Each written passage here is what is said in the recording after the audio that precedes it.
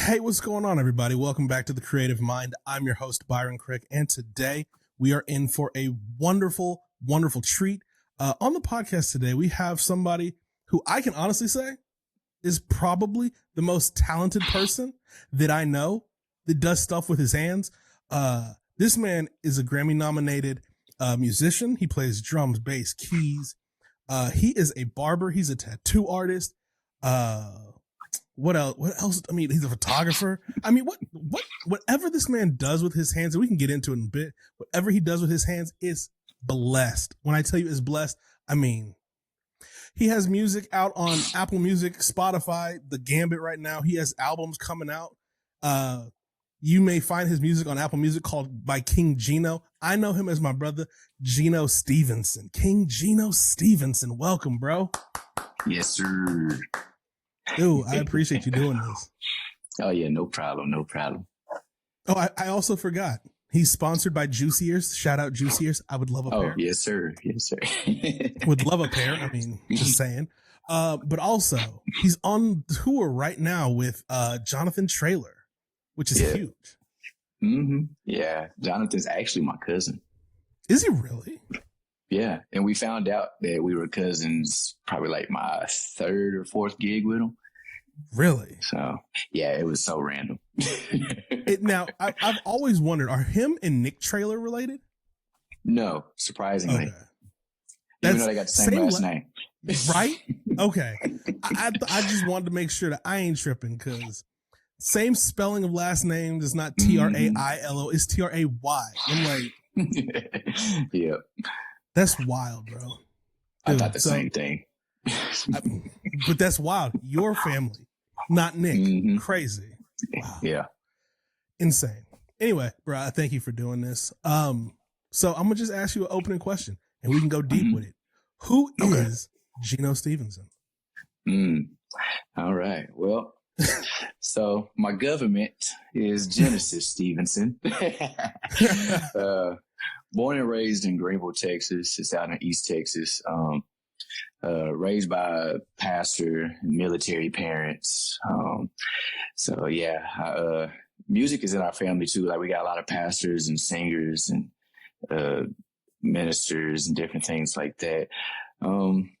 So I grew up in church, grew up doing gospel quartet music with my dad and everything. And he kind of led the way of bringing me close to the music, and he knew something I didn't know. And he followed his heart with it, and he kept instruments in the house. So hence why I played multiple instruments. I was always interested in everything. Yeah. And so I just grew up around music and in church and everything. So it's like embedded in me literally since I was a baby. Love that. Greenwood, Texas. Greenville. Oh, Greenville. Yeah, I'm a little country, so when it come out, I was like, I know there's Greenwood, North Carolina. I was like, I didn't know there was a Greenwood, Texas, but Greenville. Yeah, Greenville. I guess Greenville, Texas. Makes sense. Mm-hmm. I've only been out to Greenville one time. It was to buy a Nintendo Switch. Oh wow. Yeah, that was a little drive for you. It was, but these children, they worth it though. Mm-hmm. It was one of the last ones in the day of W Metroplex, and yeah, shout out to GameStop out there. I don't know if it's still open, but shout out GameStop. Oh yeah, it is. Oh, okay. You ever go back? Yeah, I visit every now and then, or I might get calls from like one of my cousins or somebody to come play for them or whatever. Because my cousin Carolyn Traylor, she lives in Greenville, and she will call me to come play for her sometimes whenever they have like some church programs or something. Yeah. So. Oh, I mean, dude, you a traveling musician, but it's crazy. You are an in-demand musician too. Yeah, they pull me everywhere. And you go willingly. That's the thing. Mm-hmm. Yeah, I just love music. I know. I don't know. It's just in me. Like music is life.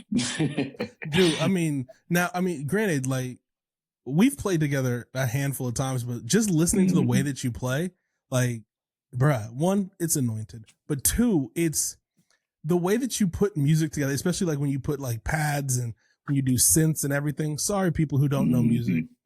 Too bad. You can just listen. Like, I mean, it's really intricate, and it's like when you compare it to like other people out there, I mean, you have like your own unique style, and I really appreciate that. Yeah.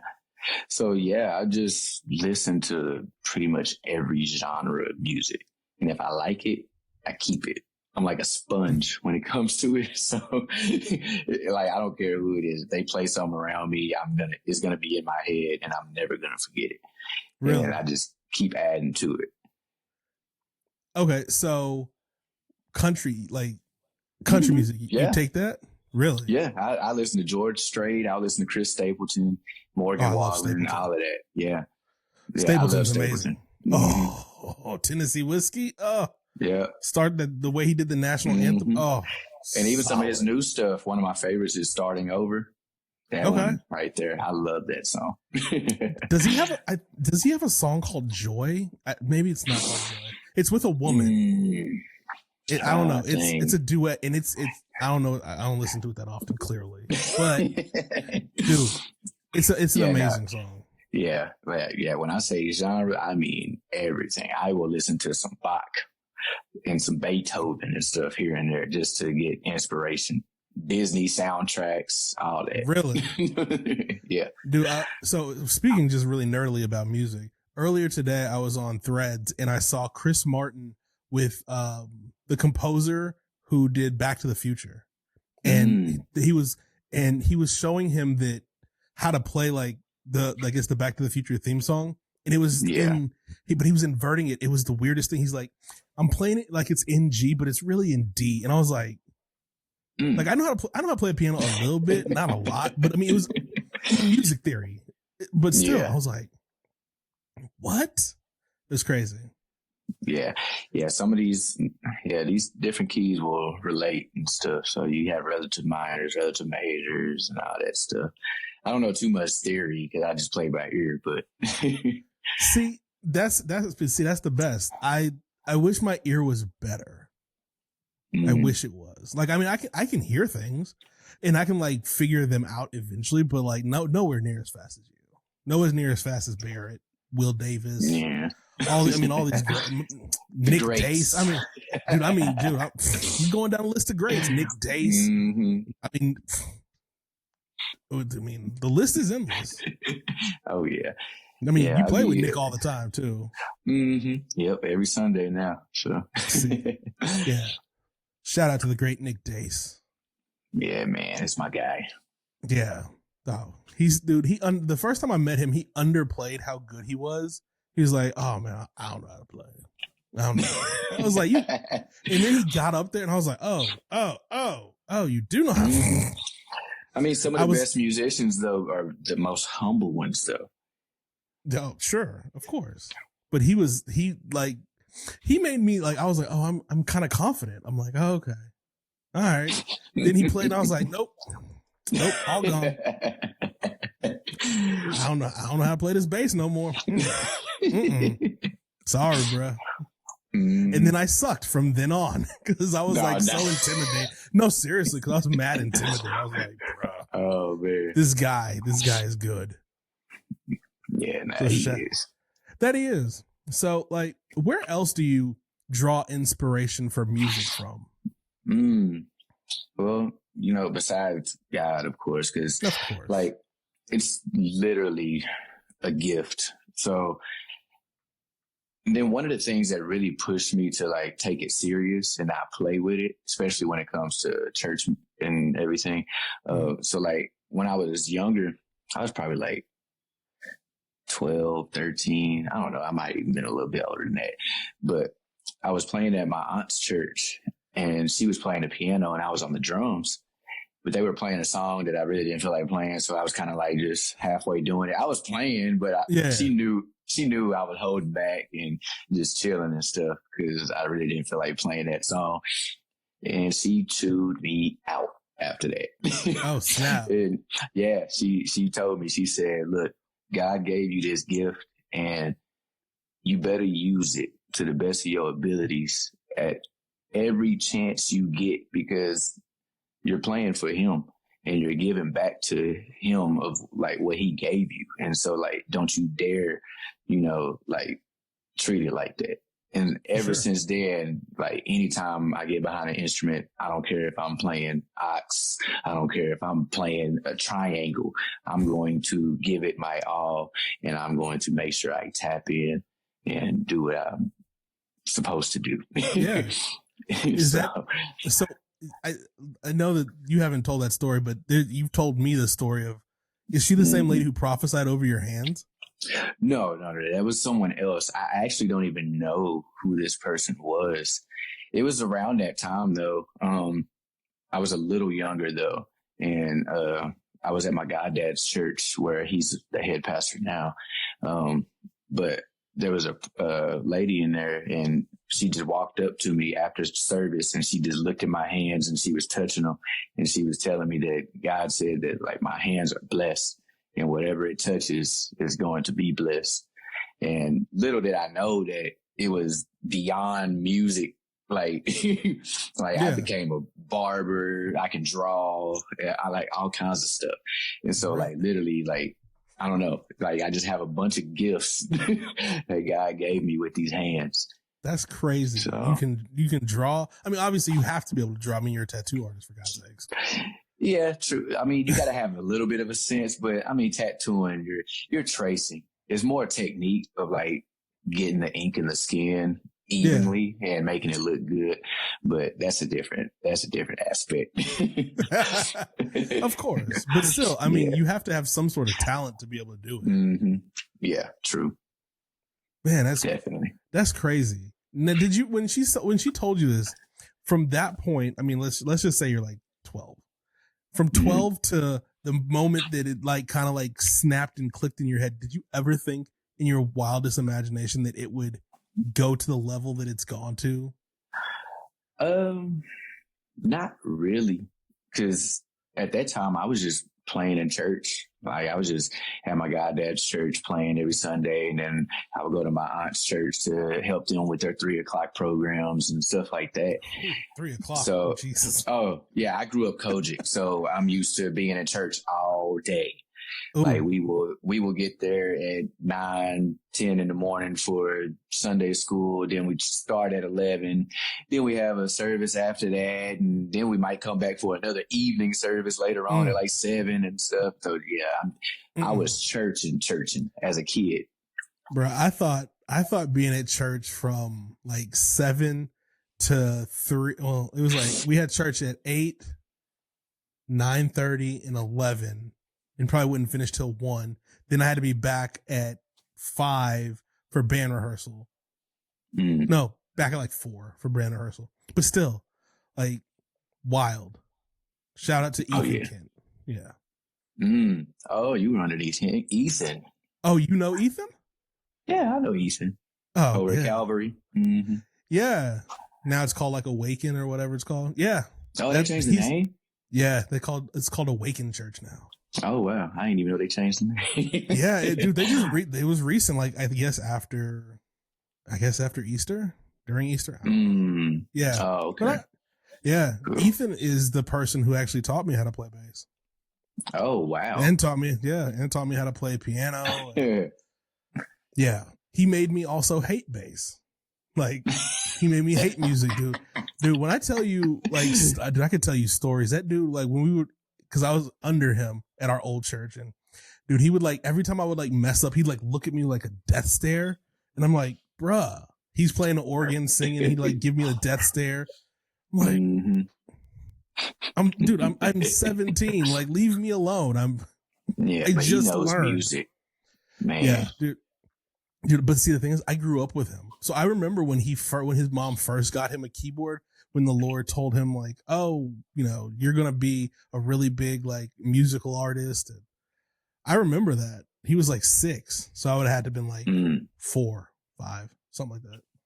Oh, wow. Yeah, I remember it. We grew, dude, I would spend summers at his house with his mom. His mom had crazy. a daycare. Dude, I would spend summers with him. And yeah, it was wild. And then he taught me at, I think I was 14 or 15, how to play. And then, yeah. Yep. And then coincidentally, the only reason why I picked up the bass again because there's a story in there of 9 years, 10 years, something like that, of where I didn't play because he was sent to kick me out of the church band because I had my daughter. So that sucked. But like he came to my job. Yeah, he came to my job, which made it worse. He came to my job and did it. And this was back when I sold cars, and it sucked. And I hate it. And I dude, there was for a solid 10 years, I didn't speak to him because I was still so angry at him because he took music from, just like you said, you love music. I loved music, and he took it from me. Well, not him, but the church took it from me. But the only reason why I started playing again is because in February 2023, I was at Social. I was talking to Michelle and I was talking to Will, and I was like, and the Holy Spirit was like, go talk to them about playing. And I was like, no, Lord, I'm good. But I did it because I'm obedient. And then I went to Guitar Center in Arlington, and I was like, all right, Lord, if this was really you gonna have to show me a reason why. And I'm in there just messing around. And then who walks in? Ethan. He walks in the door and is like, bruh, what are you doing here? I was like, what are you doing here? He's like, we broke a drum head and the Holy Spirit told me to come back over here because I forgot. And now we're here. I'm like, all right, Lord, done. And I bought a bass, bought an amp because I sold everything. I literally turned my back on it. I was like, I ain't never going to play again. I know how to play in my head. I'll hear it. Yeah. But I ain't never going to play. I never knew that. That's crazy. Yeah. It's a wild story, man. It is. Yeah. Yeah. Church, man, church hurt me real sometimes. Oh, yeah. No, it definitely does. There's been plenty of times where I wanted to just like stop. And then like even whenever when I was coming to Social and stuff, like there was times where like that was the transition time for me. Like I was just like freelancing at that point. Like I wasn't locked in. Like you know how Social is. They send out their requests. It's like getting recruited. And we were like, yes. So, but other than that, I was free. I wasn't locked in at a church for those couple years and stuff. I was just chilling. Yeah. So it was great because it gave me a chance to kind of like get a nice little reset instead of having, you know, to answer to somebody like a boss and all that stuff all the time and really being locked in with a church. But it's time again. it's time to be locked in again. Yeah, I got my nice little reset. So, because I was going from Baptist churches and all these different denominations, and they all have their different beliefs and stuff. And you already know the back scenes of the churches sometimes, and you're like, it must have been different to go from. I mean, even still, before you settled at where you're at now, it must have been so crazy to see different levels of what a church looks like, whether it's Baptist, whether it's Kojic, whether it's AME. I've went from the storefront to the biggest of the biggest. Crazy. So, and they're all different, but similar. So it's either going to be better or worse, really. Because the bigger they get, the worse you can get unless they actually have the right guidance and stuff. Really? So, because there's some big churches out here that still operate off of some storefront stuff. Really? And then I know some storefront churches that are the best people ever, but they just don't have the funds to do what these big churches do. Yeah. So it goes hand in hand. So it's really like the heart of the people, the leaders of the church and different things like that. Yeah. That's really interesting, man, because I'm always curious as to, like, I guess because I care about people so much, I'm always like, when I see like mistreatment anywhere, I'm like, these are human beings, these are people. How do you mistreat people? My job, you know, just even out and about, like even like stuff in the news, you're like, how do you just mistreat people? Like, the most important thing. Yeah, you definitely got to operate off of love. I love everybody. Everybody. I don't care if they did me wrong, whatever. I still love them. I might not talk to them as much, but I'm not going to have no hatred in my heart towards them. And if I see them, I'll still say hi and all of that. Of course. Anybody that knows me, they know I'm telling the truth. I don't hold no grudges. I don't treat people bad. None of that. So yeah, there's no need for it. So, I mean, it's like, why? Why be evil towards somebody? And that takes like a real pure heart to do that. Because sometimes, man, you just don't want to forgive people. Yeah. Sometimes it gets pretty hard, but I think I don't know. That forgiveness is definitely in me, because there's been some situations where other people look and be like, you let him make it from that? And I'm just like, hey, it's either ponder on it and let it affect me, or just move forward. It already happened. I can't change it. Yeah. So, and that's one thing my dad has always told me. He was like, if it's a situation that you can't change, don't stress over it. That's some good advice. Because most people, they worry about the stressfulness of life.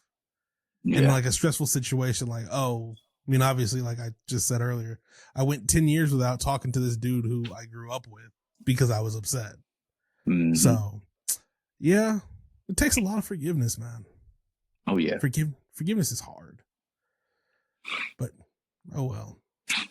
So, like, what else do you do? Like, what other things do you like? So I guess more for where you're at currently in life with being settled in a church, playing, like, where do you pull inspiration from outside of even just music? Because on it, like, so you were talking about the period where you were kind of free. Yeah. That feeling of being free is just, there's nothing like being free. Like, you have nobody, like you said, no one to report to, nobody's bothering you. But when you get into, let's say, like into the MD role or leading, like, where do you pull that from? Because now it's like a switch. You switch from being like the free person to being like, okay, cool. Now I'm the head of this, and now I got to come up each week with new stuff. So honestly, like, it's really in my prayer time and my practice time.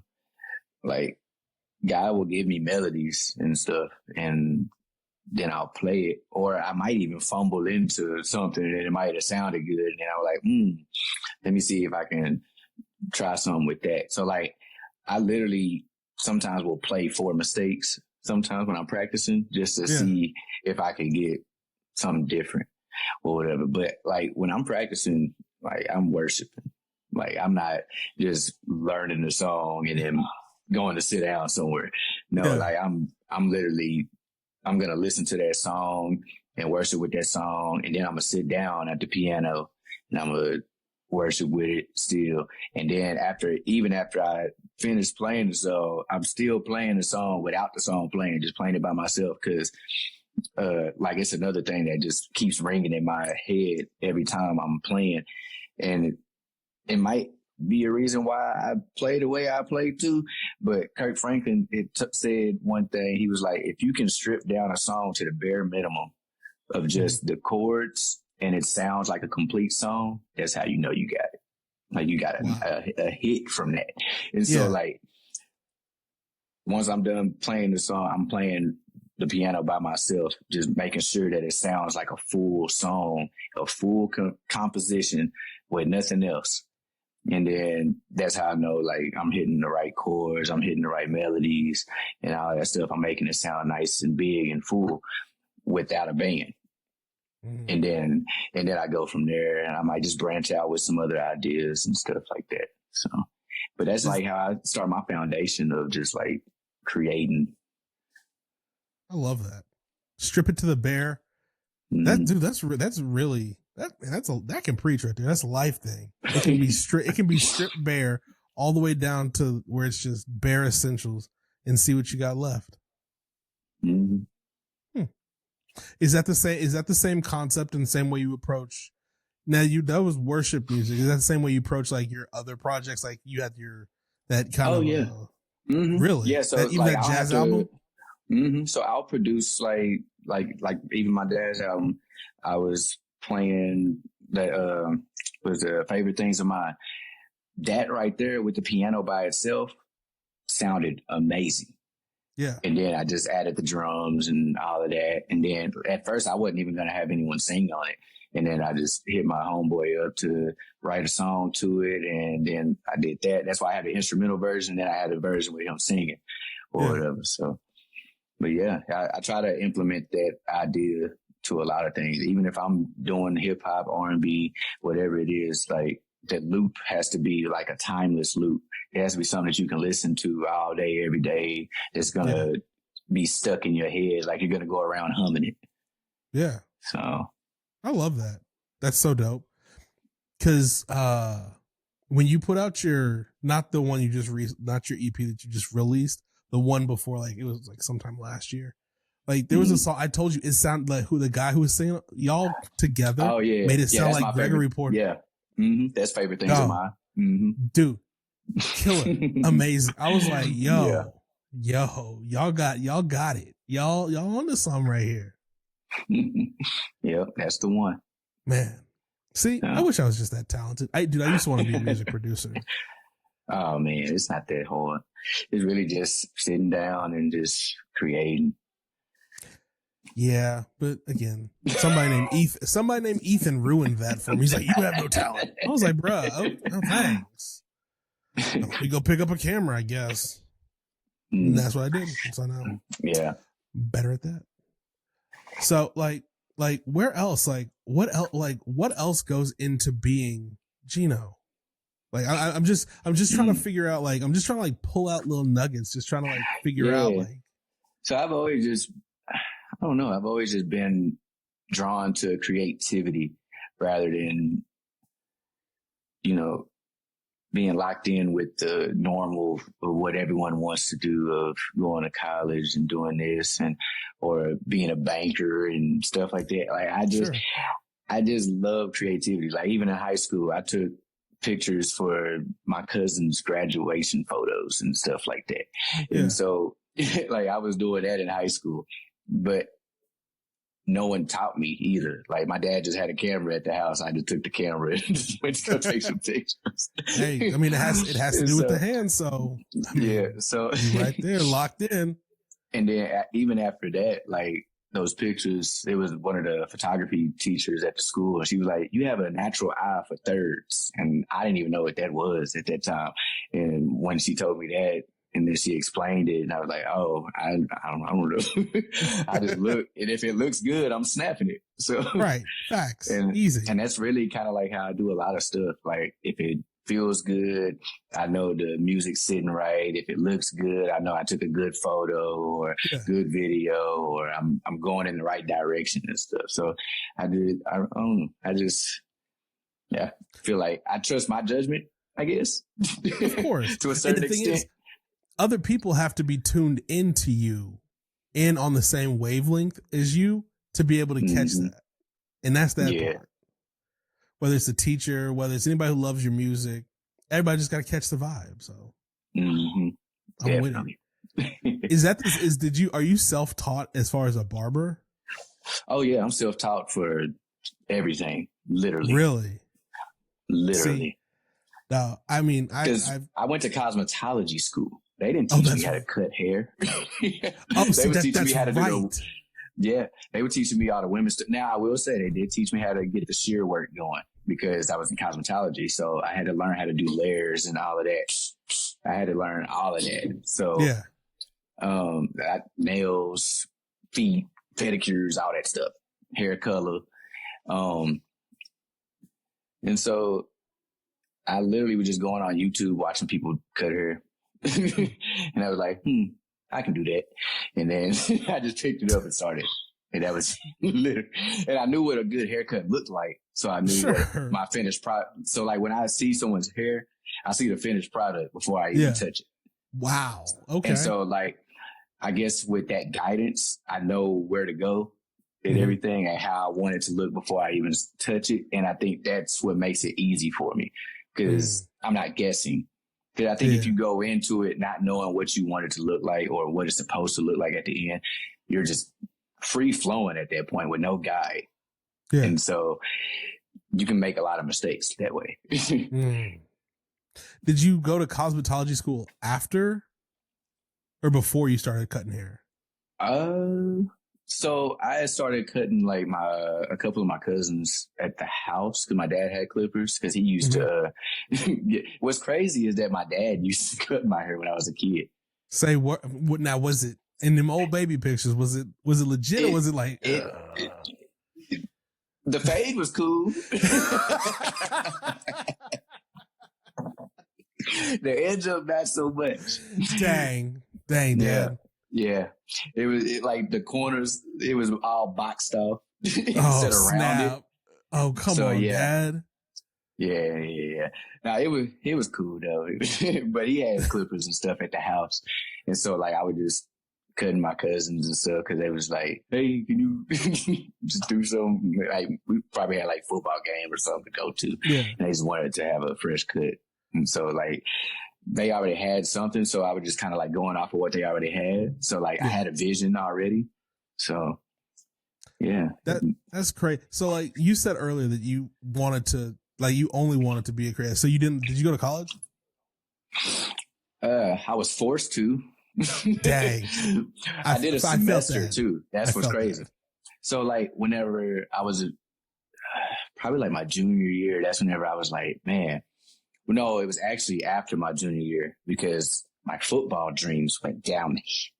Yeah. We had a football.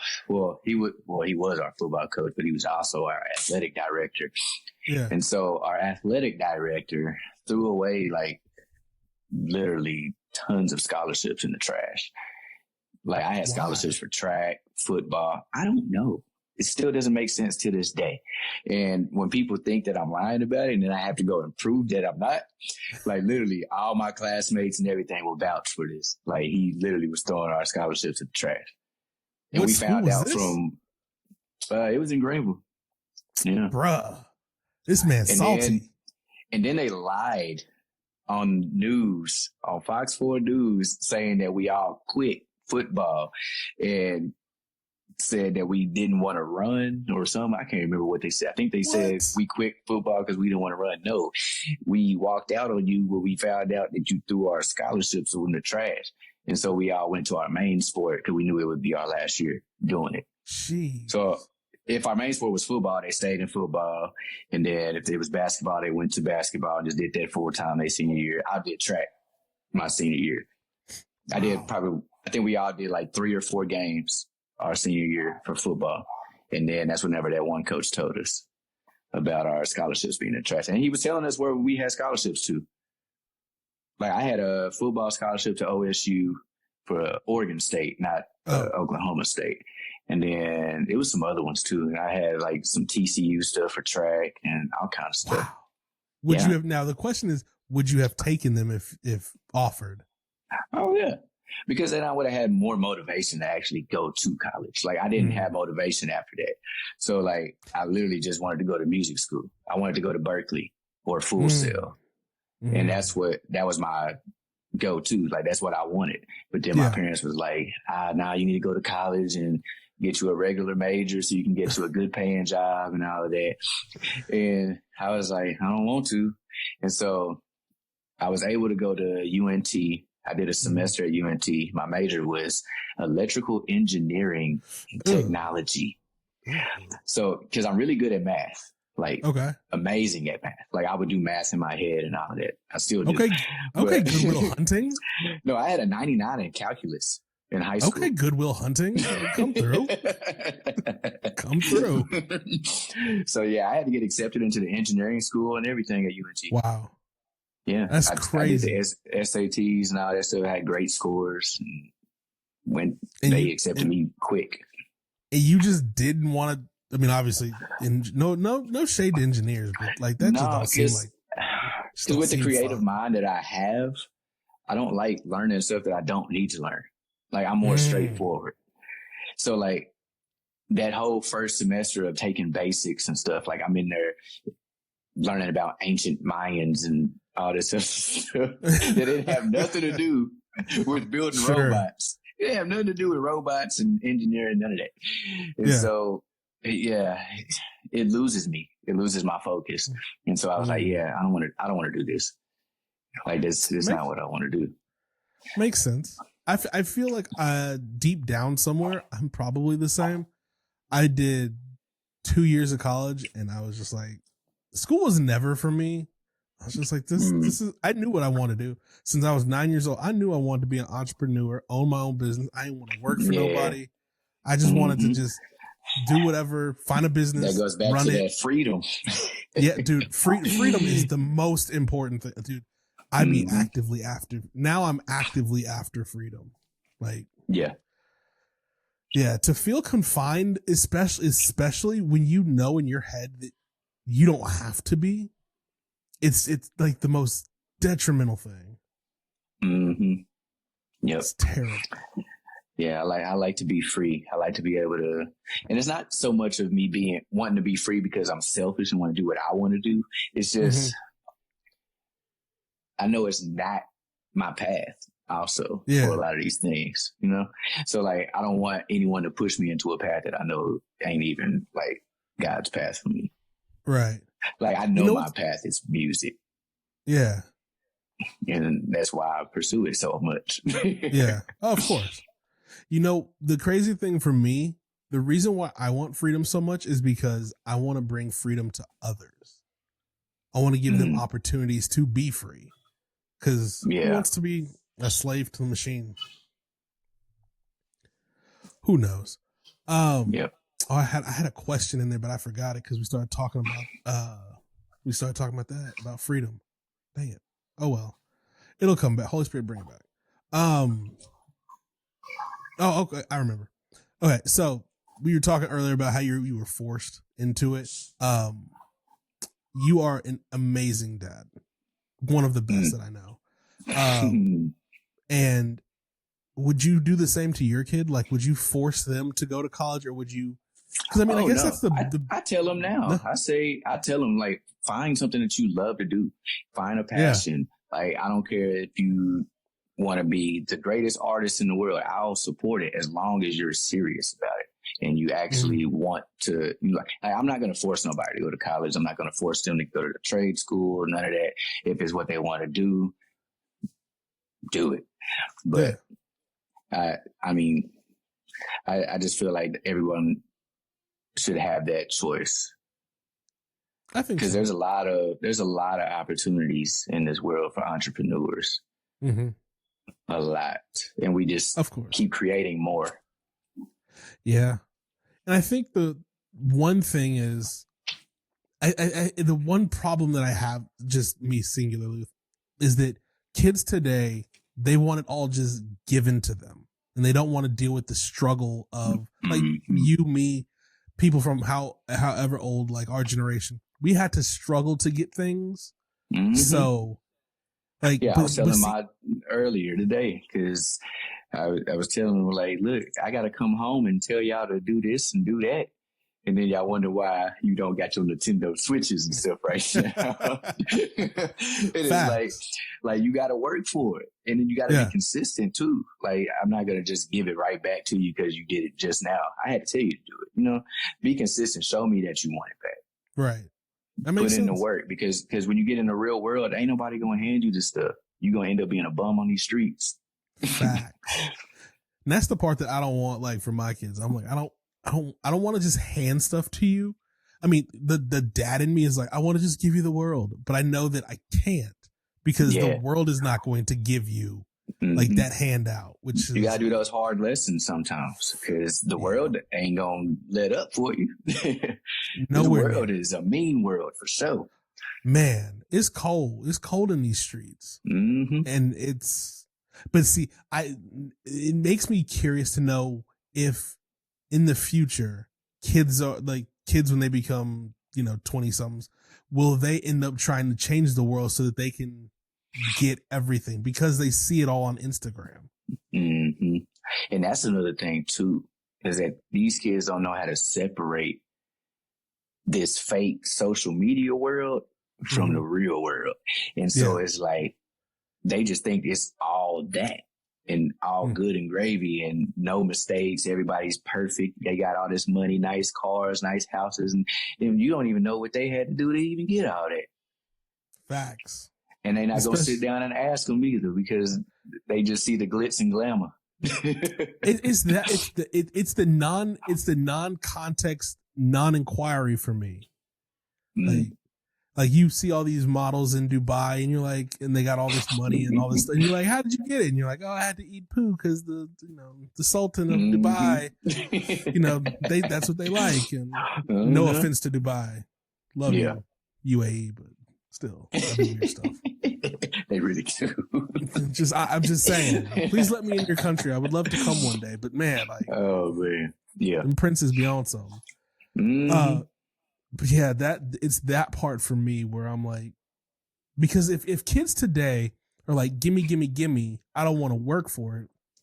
In like 30 years, is the whole system and the whole economy going to just tank because kids are not, because you're not able to give me? Like, it's just, it makes me curious. I mean, I feel like there's still some out there, just because they probably come from like different backgrounds, and they already know they got to work to get what they want. Like, you got these 14-year-olds out here working at McDonald's trying to get it because they know they ain't going to get it at home. Of course. We still have some that will go out there and grind, and those are the ones that's going to keep it running. Yeah, but I mean, for me, it's when I listen to like my kids talk to their friends, they're like, oh, I want a Ford Bronco. And I'm like, okay, who gonna get you a Ford Bronco? You gonna work for this Bronco? Like, wow, we were asking for bikes and skateboards. You see the disparity. We talking like a $20 skateboard to like a $40,000 car. Oh, like, yeah. My 14-year-old is sitting here asking for Lululemon left and right, and Birkenstock shoes and all these other things. I'm just like, what you gonna do to get this? Because sitting in your room all day on your phone on TikTok ain't gonna do it. So. Facts. Oh my God. And maybe it's just a 14-year-old thing. My 14-year-old, she wants Lululemon. She wants, what did she ask? She asked me for something other. She was like, Dad, when I turn 16, can you get me a car, a Tesla? I'm like, a Tesla? I don't even got a Tesla. Girl, you finna take this bummy car that we got currently, and that's gonna be your first car. Mine wants a Jeep. Mine wanted a Jeep. It went from Jeep to Tesla to Bronco to, I'm like, yo, do you think I'm just rich? She's like, oh, but I know. See, I got faith. I know you gonna be rich. I'm like, thank you, child. See, that's the kind of childlike faith I need. But like, still, I'm not going to just drop and give you a car. You got to work for it. Oh, yeah, definitely. These kids, man. Sometimes I saw this video yesterday and it made me weep for the world. It was a girl. I guess she worked at a grocery store. She couldn't have been no more than 17. And she walked, the lady was like, hey, can I see a pen? And she goes, you spelt something wrong it was a birthday cake. She's like, you spelled something wrong. She's like, you said happy birthday, Jesus. She's like, that's not how you spell Jesus. And she's like, what'd you spell it? Geus? I was like, oh my God. She's like, and the lady was like, no, it's Jesus. She said, no, it's not. That's not the Jesus of the Bible. I was like, no, she said, that's not the God Jesus. I was like, what? Geus. Jesus. And that's one of the reasons why sometimes I wish this generation could kind of go through the same type of church we went through, just for a little bit, and then branch out. Because I love non-denominational. But then it's like, we had like a different upbringing when it came to Sunday school and stuff. Like, they embedded the Bible in us. Like, we had to learn the Beatitudes. We had to do the Bible races of finding scriptures and all that stuff. They don't do that no more unless you're still in those type of churches. Really? Wow. I guess, I've never noticed and thought about church now, or even like youth group. It's definitely probably not different. The same. Yeah, because the mega churches and everything, like everything's more contemporary. It's great for the adults. It's great for us millennials and stuff. And it's like we get to go in there and worship and stuff, but then it's still kind of like on us to teach our kids because they don't have the Sunday school like we had. Boy, you said the Beatitudes. I was like, oh Lord, I ain't heard somebody pop off and say the word Beatitudes in a minute. Blessed be the peacemakers, for they shall inherit. I'm like, whoa, hold up. That just triggered something inside me. But you remember it though. Like we had to. Like we would have to get up there in front of everybody. 6 years old. Blessed are the pure in heart, for they shall see God. Like we literally going through having to remember that, or we're gonna be embarrassed. And we're like, you ain't study your Bible. Not, and especially if you in front of your crush, not your church crush. And she don't, and her mama and daddy don't come to church every week. So every time you see her, you like, all right, little Susie, this one's for you. This one's for you. Blessed is the peacemakers. Blessed that those are pure in heart. Like, I know my Bible. And that's kind of, I see both sides as like some of the pastors, like some of these smaller churches, the pastors will kind of feel some type of way with the mega church pastors. They were like, oh, it's just watered down church and stuff. It's not watered down church. It's actually pure worship. Most of them, like literally, like you can come in and just worship and go home feeling great. Like it was great reset, all of that. And you'll get a great word and everything. It's just kind of like those foundational, like, you got to do it like this. It was more so like we had like a disciplined church growing up.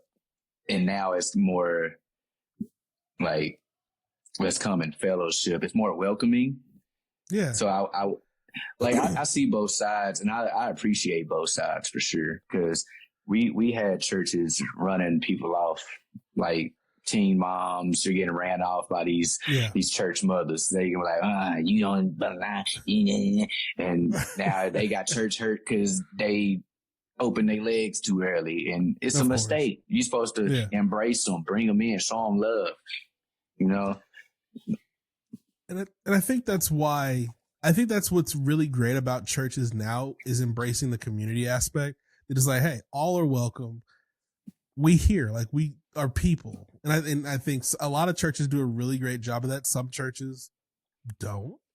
But a lot of for a majority of the churches, they do a really good job of just telling people like, hey, like we love you, come as you are, and we just gonna love on you. And but also like I do miss you. I mean, I hadn't thought about it until you brought it up. I do truly miss those moments of like childhood. Like I remember getting the little goldfish and the little Chex Mix and the M&Ms and everything. We had like these little pamphlets with the pictures on them and the scripture and stuff. We would pass them out.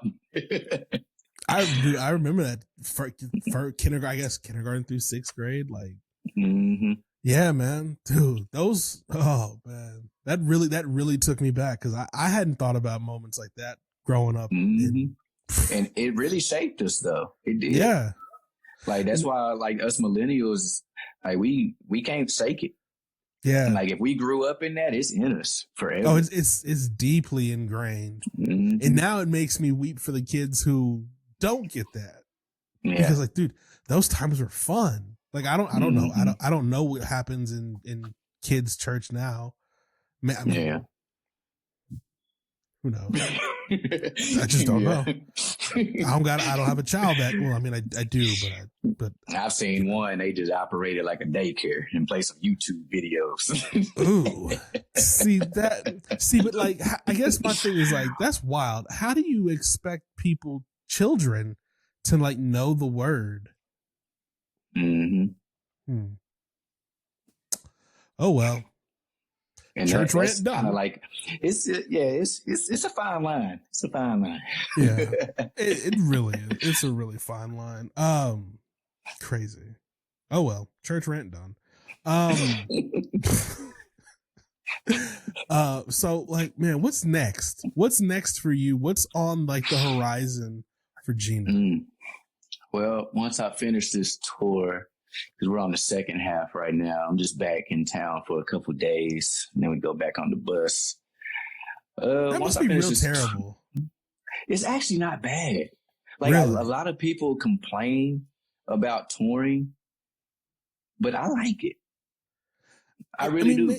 I'm just thinking of it more like I'm out, I'm back home. Mm-hmm. I mean, and granted, your wife is an amazing person because she's holding it down with all the kids. But like, you're home, you're away. You're home, you're away, and it's just like because you were just back a few weeks ago too. Mm-hmm. So I mean, yeah, I guess we had on a 2-week break. Yeah, so we did a month, and then 2-week break, and then we got this second month. See, I would because you were gone up until earlier today, and I'd be like, okay, I'm home for 2-3 days. I can't really relax because I know that I'm gonna leave again. But my kids are here, so I get to spend time with them. That's amazing. But then I'll be gone again. Like that would mess with my mind. I think it's because I'm so used to being like busy. Like I'm always doing music, or I'm with the kids, or we're on a vacation, or I'm playing bass somewhere, doing concerts, and so I'm always on the move. So like the touring is like second nature for me, I guess, at this point. The only thing that took a little bit of getting used to is climbing on that top bunk. Ooh, they so thin. They so thin too. Oh, it's not even a twin size bed. Oh, it's like literally it's my body, and then probably like 5 inches, maybe 6 off to the side. Wild. And so that's the only bad part about touring. But it is comfortable though, because they keep it ice cold on there, and I like it cold. Okay. Ideally, what's the ideal temperature? Oh, they keep it at 65, and it's amazing for me. But absolutely not. Absolutely not. Here at the house, for me to sleep comfortably, I have to have the AC on like 68, 69. Okay. I'm 70, but yeah. See, when it gets to 70, I'm hot. Really? Once I'm under that, if I'm under that blanket and I'm comfortable, like my body temperature just starts rising, and I get hot, and I'll start sweating if it's 70 and up. That's how I am when it gets to be about 73, and I'm like, yo, we ain't doing this. It's got to be like at 70 or colder. But like I'm colder. I'm at 68, 69, and I got the fan on the side. Absolutely. Nah, see, no. My ex-wife, she used to sleep with a fan, and I hate noise when I sleep, but it's just cold, obnoxiously cold. And it makes no sense. And I'm like, it makes you snuggle with the blanket more. But then what if you got like, I mean, my fiance, God bless her, she's not a cover hog, but man, there's some times where she becomes one. Like, I mean, obviously we don't live in the same place, but like sometimes like we'll be sitting on the couch, like watching a movie or something, and she'll just like a little extra pull. I'm like, girl, like I'm cold. Dang. Yeah. Let me just go get my own blanket. So. Nah, I typically, I guess I get it from my mom. I typically am a colder type person. Yeah. But my kids, they don't care. They're like, it's too hot. I'm like, well, this is my house. I'll pay the AC bill. The minute you pay the AC bill, you can turn on the air. Man, they know not to touch mine. Dude.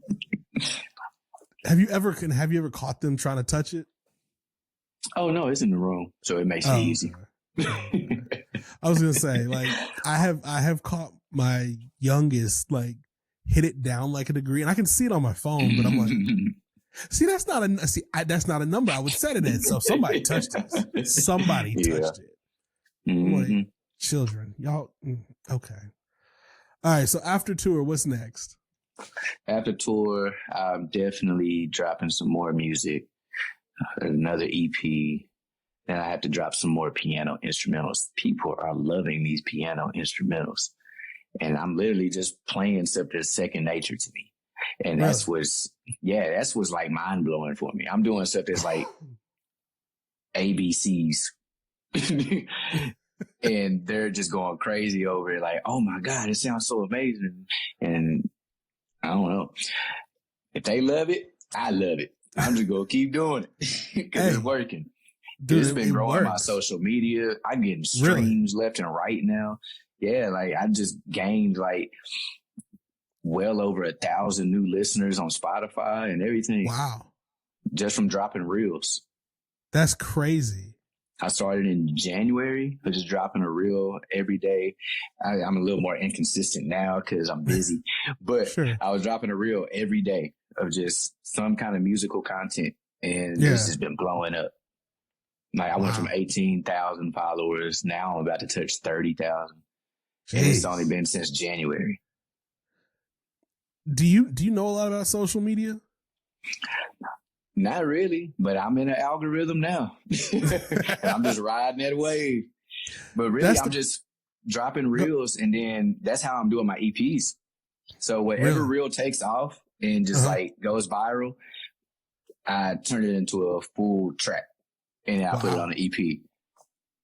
Wow. Okay. And that's what they're begging for. Like they're begging me, like, please drop longer versions on YouTube or something. And so they're telling me what they want. And so I'm just listening to my audience. Of course. People, I mean, they're the ones going to consume the content. So, and what's crazy is most of them are overseas. Really? The majority of my audience now has like came from France and South Africa, Nigeria, Brazil. Really? Yeah. Like they're coming everywhere. That's even crazy. Australia. That's crazy. Like in this podcast, it hits Australia, it hits New Zealand, it hits a little bit of Africa, Europe, it hits like the United Kingdom, a couple other places. And I'm like, and that's really what took off. Now the Americans are seeing it. Like now I'm starting to get Cali and Kansas out of nowhere, and like it's just random states. It's like who I know in Kansas. Like that is that part. It's like who do I know and who do I know doing these things? So and it's like I'm in a celebrity algorithm now. So it's like random producers. A celebrity. Wow. Like I don't know if there's like different algorithms or what, but I feel like I'm in like a different type of algorithm now. Like it's a bunch of celebrities looking at my stuff all the time now. Like even like yesterday, Woody, he plays Kane in Ghost. Okay. Mary J. Blige's son. Yeah. He liked my reel yesterday. Crazy. And it's like endless of the people that I'm talking about, like big time producers and film scorers that do movies and all kinds of stuff. Like they're following me and liking my stuff now. And I don't know how I got into this algorithm, but I'm just going to ride this wave. I know. Let me answer it. It's called God, ladies and gentlemen. God. When you step into his anointing and you step into doing what he tells you to do with his obedience, then you just, you coast and find the groove, and the algorithm finds you. Man, that's amazing, bro. I love that. Dude, it's been great. My last question, because it's just a funny word to me. Soaking worship. Thoughts. Soaking worship. Ooh, that's you know what I'm talking about. Worship. You know what I'm talking about, though, right? Okay. That's. I mean. Well, what are you talking about? Is it a viral video or something? No. Like, no, it's like that. No, it's like literally the worship. Like, it's just like real smooth and like real calm and meditative. That's my favorite worship. Really? That's like my go-to. That's actually my niche. Like the reels that take off and everyone loves is whenever I'm literally just playing some soaking worship. I have a drone pad going and piano. Yep. That's it. That's it. Yeah. Pad and piano.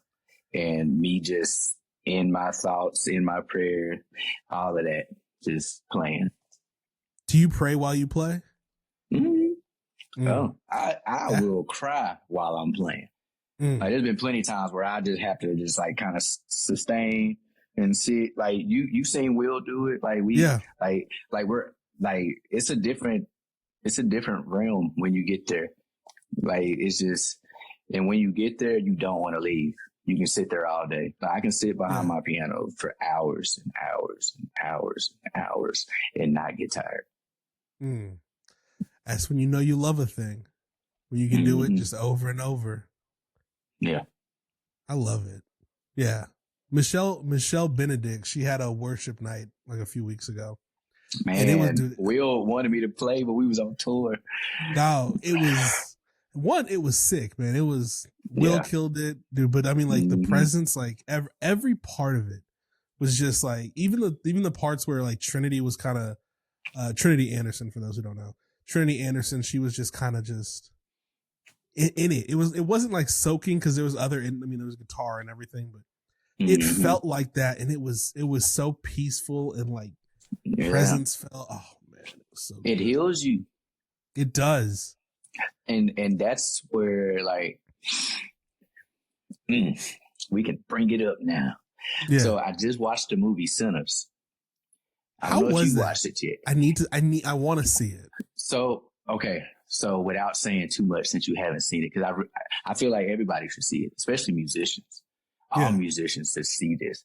Like, besides the fact of the vampires horror film, sure. There's actually a deep message in there for musicians.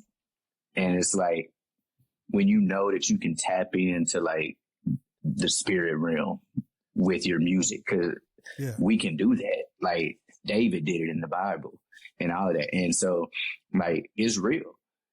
Yeah. And they speak on that, and other movies do too.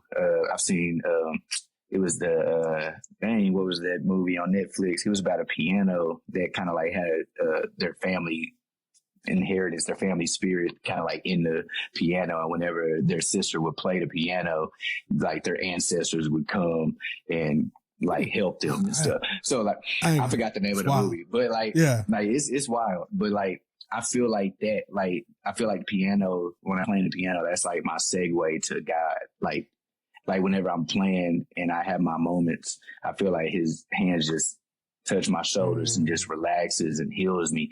And like, it's just like a different type of peace. And I love sitting in that. Like, I don't want to leave that. And if that's what heaven is like, oh my God. Like, I can only imagine like being on earth, feeling that type of peace. Yeah. But what it feels like in heaven. Oh, I bet it's amazing. Cause you're like right there literally in the presence of the Father. And then you're worshiping next to, I'm saying, billions and trillions of other people. And you just are there. And it's like the face, like how Moses in the Bible came down off the mountain and was like white like a ghost. Cause he was so in the presence. That part. Yes. It's probably how everybody's going to be. That's and that's the type of worship I like. Like, forget those praise breaks and all that stuff. Nothing against them. If the moment's there, the moment's there. But a lot of the times, the moments don't be there. They force them. But that's a different story. But if it's there, it's there. I mean, let's go.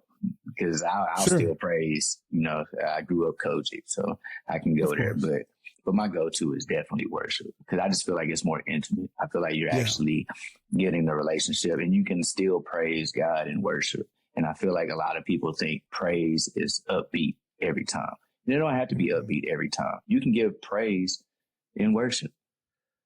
Man, some of the best moments have been just the silent, just kind of nobody singing, just worshiping, just kind of just peaceful. Like, you're just not really like saying, you're like kind of like playing, but not really saying anything.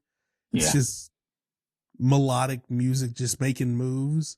And then out of that, just kind of birth something. Yeah. And then like fire falls and you're like, you'll know, because it hits that gut every time. And then you start crying for no reason. And it's just amazing. Yeah. But at the same time, you just feel stuff lifting off of you every time. Ooh, every time. Whether you're playing, whether you just receiving, it's there. It's the moments. Yeah. Love that. Love it. Soaking worship, people. If you don't know, now you know. There you go. Let's wrap this thing up because I know you probably tired because you just got back into town.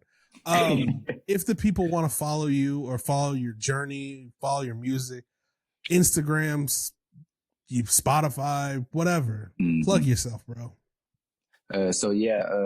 All social media platforms, I am at official King Geno. And Apple Music and Spotify, anywhere you stream music, you can search King Geno. And here in a little bit, in a couple of weeks, you'll be able to search my government name, Genesis Stephenson. I'll have both going. So, because I actually have. Is it two different types of? No, it's not necessarily two different types. I signed a little distribution thing with a record label in Canada. And so congratulations. They want me to use my government name for this release and any further releases that I do with them.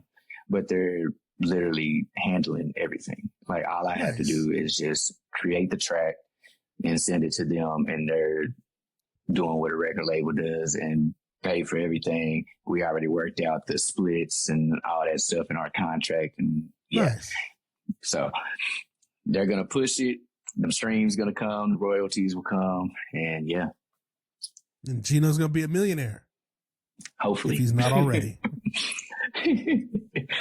I definitely hope so. Not hope, bro. I know so. You're too talented. You're too talented not to be. Too talented not to be. Yeah. But yeah, bro. Anything else? Anything else you want to plug? I mean, that you just low key threw in. I signed with a record label at the very end. You're like, no big deal. I just kind of. And it's not in America. It's in Canada. Like, we international. That's what shocked me. I was really shocked that they even contacted me. I was like, in Canada, y'all were listening to my. So yeah, they heard what I was doing, and they was just like, look, this reel right here, you need to make this a full track. Send it back to us. They said, don't think too hard. Just literally just loop it and make it longer and send it. I sent it. They fell in love instantly. They didn't ask for no revisions, nothing. Wow. They was like, it's perfect. Yeah. They said it's perfect. They said, we're going to name it. We're going to send you the cover. Boom. I love it. I didn't have to do nothing. Shout out Genesis Stephenson. That's so weird to say because no one calls you Genesis. But yeah. Shout out to King Geno turned Genesis Stephenson when he wants the real. So I guess we now know that Genesis Stephenson, that's when the real money comes. Like, just saying. Yeah, we'll see. Hopefully. But yeah, I mean, I'm kind of glad that they did it too, because it's like I can separate it now. So if I want to, because I've been branching out, just doing different genres and stuff. I did the jazz, and I got this R&B one coming up and stuff. So I can put all that on my King Geno side, and then my Genesis Stephenson side, I can do my soaking worship. Love it. And then they'll be like, oh, we want to hire Genesis Stephenson. Like, who you want? You want Geno or you want Genesis? They're two different people. The goal for one day, honestly, I would love to do a soaking worship tour. Ooh. Like, that's something that don't nobody really do. Like, nobody does do that. That is true. Like, just show up and just listen to the drum pad and the piano playing, and we're going to soak and worship. Everybody just pray, and whatever you need deliverance from or whatever you want to be free from. And yeah. You want to do this at churches, or you want to just like do this just... I don't care where it's at. How do we make it happen? It's really just, getting my name out there some more. Because I do see the audience that I have, but like I said, most of them are overseas. Like, I could go to Nigeria and probably do this, or South Africa and probably do it from the audience that I've gotten from them or whatever. But I just need some more in the U.S. because that would probably be the easiest to start off. Of course. Just like a nice worship night. Like, if someone wants, I don't even know if I want anyone to sing. I don't know. It just depends, because people really sometimes they just want to pray and meditate and just listen to some nice melodies. Yeah. And I was gonna say, have you like ever like watched Upper Room's live stream? I haven't watched their live stream. I've heard their songs and albums and stuff though. Every day they do a live stream, and a lot of times it's just kind of like, I mean, it's worship music. It's not like soaking worship, but like it's just more like ambient. People come in. Sometimes people are dancing like with the flags, and which to me is just really weird. But I'm just being honest. It's like again, because I never grew up watching white people like twirl flags. It was usually like black people, you know. But like it's like the praise dancers and stuff. But, yeah, but seeing white people like with like big flags, you're like, it throws me every time. I'm like, yeah, they did say if you go to Upper Room, you definitely have to be ready for their culture because it's different. Yeah, it's. I think Jared told me that. Just by watching, if you just watch the live stream, you'll people like screaming. I'm like, yo, this is all right. Again, no shade to Upper Room. Love Upper Room. They have great coffee. But yeah. But I feel like a nice 50-minute to an hour just sitting there praying and just listening to some nice melodies. I feel like people would appreciate that. I think it would be healing for people. Yeah. And that's what's crazy. Like a ton of comments of people, like even people that's not even non-believers, talking about like, man, this brings me like so much peace. Yeah. Like, and then they're like, oh, this is touching my soul and like really just like healing me from my past and stuff. And it's crazy that people feel that from my music. And I guess it goes back to like the hands of the prophet saying that my hands are blessed. And it's like, so I finally accepted that I probably have like that same anointing like David had in the Bible. And I'm just gonna roll with it. Have to. Wherever God takes it. Hey, I'm along for the ride. Hey, there you go. You ain't got no other choice. The God gave it to you. You gotta embrace it and just go for it. Just go. Yeah. All right, cool. Because it heals me too. Dude, that's the reason why I brought it up, because it really is a healing experience and not a lot of people talk about it. And I know you're really good at it with, especially because you have like your own tailor crafted Joan pads and everything. Yeah. And it's just like, yeah, man. And it talks about that in Sinners. That's why I was like, you got to go watch it, bro. All right, cool. It talks about that. I'm going to have to figure out one of these days. Like literally the very beginning. You go really? See. All right, bet. So I'm gonna have to go watch it before it's really not that much demonic like some people try to make it seem. It's literally a horror vampire movie. Sure. I mean, I've read a couple of articles about it. I mean, I'm like, okay, cool. Yeah.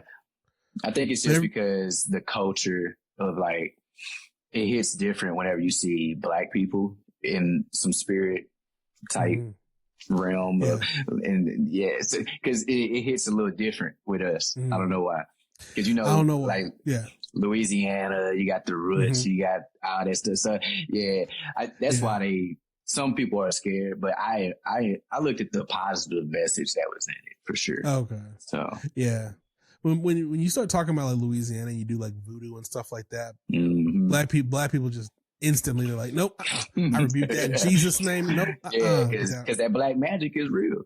I tell people that all the time. I'm like, y'all be talking about this black magic and all that stuff ain't real. I'm like, you better read your Bible. It talks about witchcraft. Absolutely. And we talking witchcraft like 2,000 years ago. What hasn't the devil improved on as far as witchcraft till today? You got music that's witchcraft out here. Bruh. But they don't want to speak on that.